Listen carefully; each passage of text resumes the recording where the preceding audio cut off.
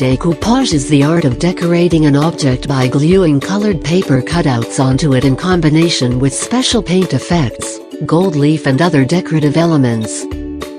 Commonly an object like a small box or an item of furniture is covered by cutouts from magazines or from purpose-manufactured papers. Each layer is sealed with varnishes, often multiple coats, until the stuck-on appearance disappears and the result looks like painting or inlay work.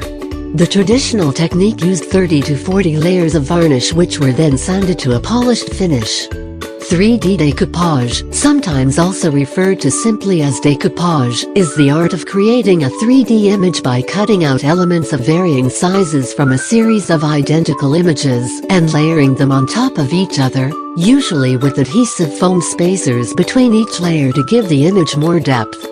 Pyramid decoupage, also called pyramage, is a process similar to 3D decoupage. In pyramid decoupage, a series of identical images are cut into progressively smaller, identical shapes which are layered and fixed with adhesive foam spacers to create a 3D pyramid effect.